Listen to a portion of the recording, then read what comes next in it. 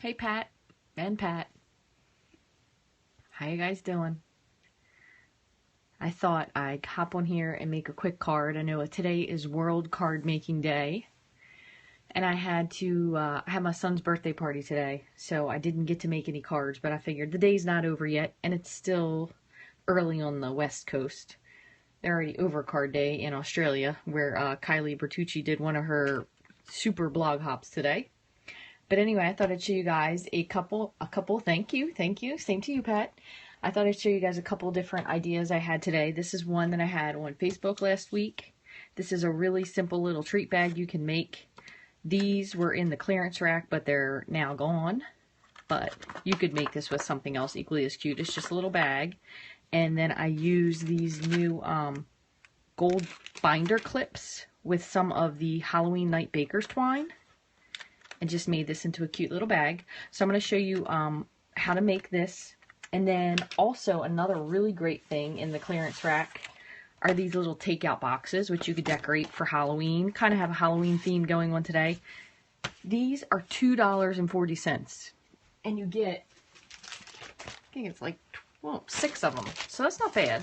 You could put a lot of treats in this because this is a pretty good size. So we can show this. And then I had a couple ideas just for a really quick actual card, since it is card making day. But you know, I always get carried away. So anyway, the treat box, just to show you guys this. This is in the clearance rack currently. And all you basically do is follow the folds on this to put this together. It's already pre-scored. So this will make super, super easy if you needed to make a bunch of little treats for your friends or your co-workers. You just pop it together like that, fold this in, and then this goes, oops, obviously you can use adhesive on this, but this goes right into this little tab closure just like so. So you're going to use adhesive to close this up, but you could decorate this just as easily if you were able or lucky enough to get these little spiderweb doilies. These were in the clearance rack. But the other great thing about these is if you don't use it for Halloween, you can flip it over and use it for Christmas. You could just paint it. Totally easy. Easy to switch out. And then this, so this little treat bag here, I'm going to tell you what the measurements are for this. I have a piece of Halloween Night Designer Series paper. This is also in the current holiday catalog, two-sided, so you could use either side. But what I did for this is I just cut a piece of cardstock, or designer series paper, I should say. It ended up being 9.5 altogether.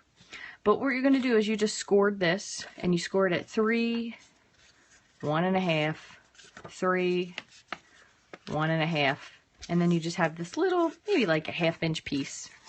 And then you're going to score it in total size, it's about 4.5, and you're going to score this at about 1 inch on the bottom, just like so. So I did mine with the polka dots on the first one, and on the second one we're going to do it with the stripes, so we're going to fold it in instead.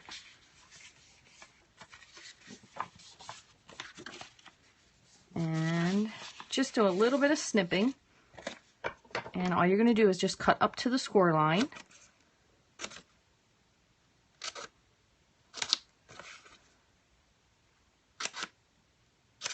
And then this last one here, you can just completely can cut off.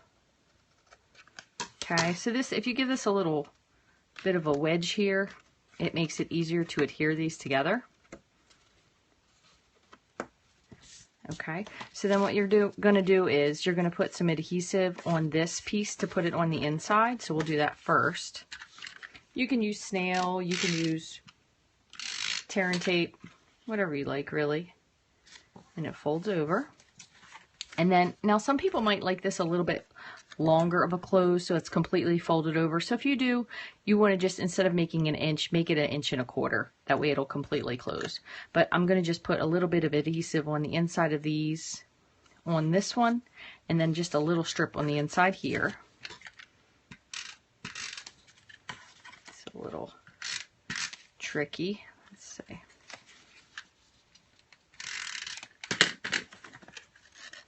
Just like that, and then just on this edge piece here, and that'll close it up just like that. And then I just kind of squeeze these pieces together, and then I use the binder clip to hold it closed. You could use a hole punch if you don't have the binder clips, but you're going to squeeze it together like that. And then you can get yourself some of the Halloween baker's twine, and this is actually both colors together. So the black and gray and the orange and black. And then I just tied a double bow. Kind of gave it a little bit more of a visual interest. Neaten it up a little bit. And I find it's easier if you cut your bow or do your bow while you still have it on. That way if you mess it up and you want it longer or shorter, you can always trim it to the size that you want to use. So then you'll just cut this. And I used just a mini glue dot on the back of this to adhere it so I could put it exactly onto the binder clip. Just like that. So you have it right in the front there. And then again, so if you have any of these little spiderweb doilies, what I did is I used actually only a half on this one. And then I cut it in quarters like that. And then I kind of made it so it overlapped and it hung on the front of this, which would be completely cute like this. And then I ended up using from the Cookie Cutter Halloween, I used a little vampire, which really, he kind of reminds me of Eddie Munster. So I painted him with a little bit of Wisteria Wonder to give him that kind of dead look and popped up a little bow. But this first one here, I didn't pop a bow. I just did him as is. And I did him with the aqua painter, so he kind of had a little bit more of a washed out look. But you could do it with any of these guys as well. Also, a couple more things in the Halloween suite. This really fun. You could completely do this. Just punch this and pop that on the front. You could do it with a little bit of glimmer paper behind it, pumpkin pie. That would be really pretty on this. Spooky Fun is another stamp set that we have right now that also has a matching set of framelits. This is a bundle. If you get both of those together, 10% off. And then the Ghoulish Grunge. This is what we're going to do when we actually do our card. So that's another one if you wanted to make a little bit of a background. So let me get this out of the way. So that brings me to the actual card we're going to make today for card making day. So what I did is I have a piece of basic black, 4 1/4 by 11, scored at 5 1/2. And then I have a different piece of the Halloween Night Specialty Designer Series paper. This is the brick wall. The other side, I believe, is the haunted houses. So really you could do either on this, completely up to you. And then I have a piece of Whisper White for the inside of the card. And what I did is I went ahead and cut a couple of these guys out because I couldn't really decide which one I wanted to use. And I also have one other one. This one I'm still deciding if I like or not. But what I did is I did him with silver embossing paper onto, or I'm sorry, silver embossing powder onto black cardstock. But he wasn't exciting enough for me. So I went ahead and I did him instead. So he kind of looked like a vapor, which I thought was pretty fun. And then I have the eyeballs and I gave them a little bit of bloodshot eye look. And then I colored in the bubbling stuff. I actually went over this with a little bit of Wink of Stella. So if you could see this in person, it's really fun because it looks kind of creepy. And then I did this little guy because I thought he was super cute. And I ended up only doing him with very vanilla. And I stamped him with early espresso. And what I did is I just used the aqua painter to kind of bleed him out. So instead of trying to color this in, he really is just stained from his own color. And it made it look really fun. And then underneath, I went with a little bit of So Saffron to kind of give him the tired eyes. It's almost like he's a little ghost trapped in there. So we're going to just adhere these guys to this card. I'm going to use a little bit of snail adhesive.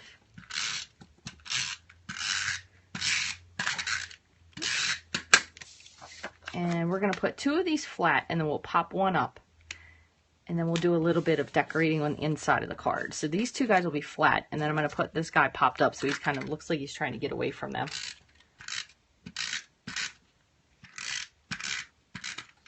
I'm super excited that it's finally October because I really, really love Halloween. I don't know why. It's a fun holiday. I guess especially now that I have a child. It makes it more fun for me because I can be extra creative. Alright, and we're going to just put him up here. Okay, and then what we can do, so for the inside of the card, I have a piece of Whisper White, and we're going to use a little bit of these Ghoulish Grunge in the background. We'll use the little blood drips.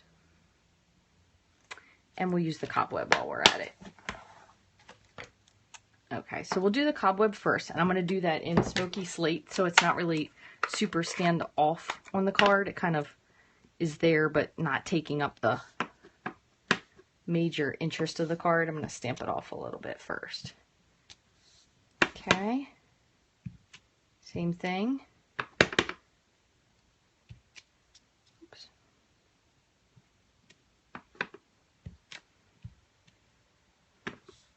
One more. Okay, and now, just move this out of the way. I found that I think the real red is a little bit much for dripping blood. I probably just put entirely too much thought into that, so I'm going to go with the cherry cobbler, because to me it looks a little bit more ghoulish. And let me see how I...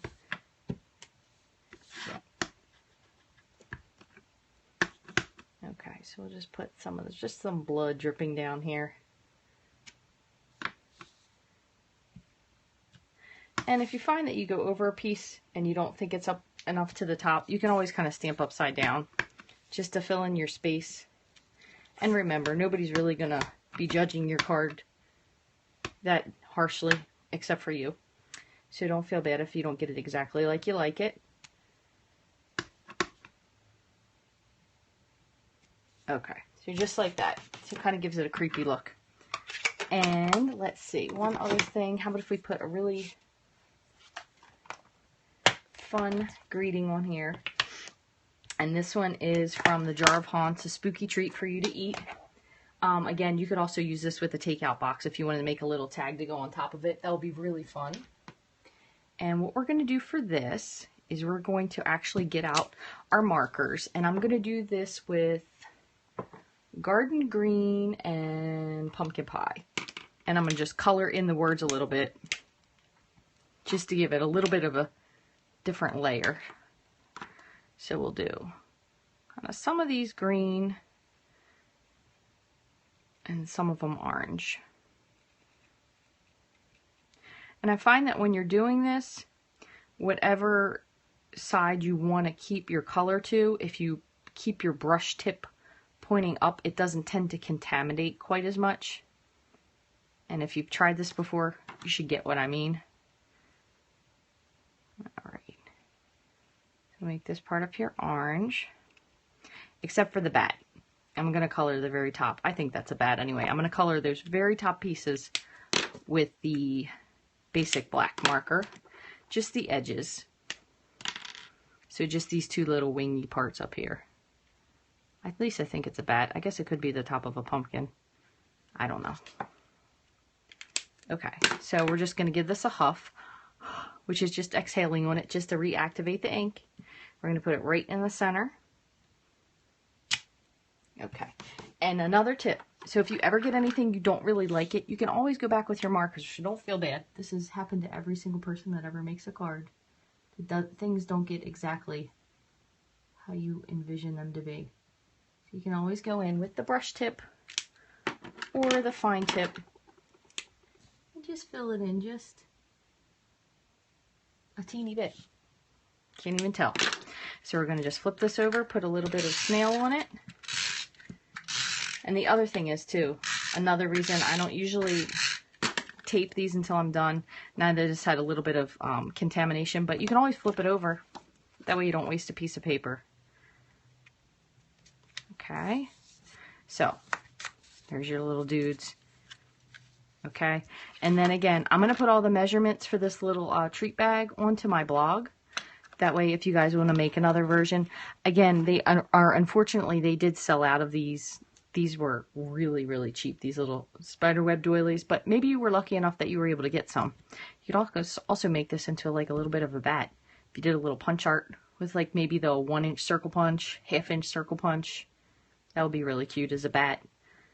All of this stuff right now is on my online store. Stampin' Up! Is also having a special with Designer Series paper. If you buy 3, you get 1 free. They have a lot of really cool specials going on from the 1st, I believe it is, till the 13th for World Card Making.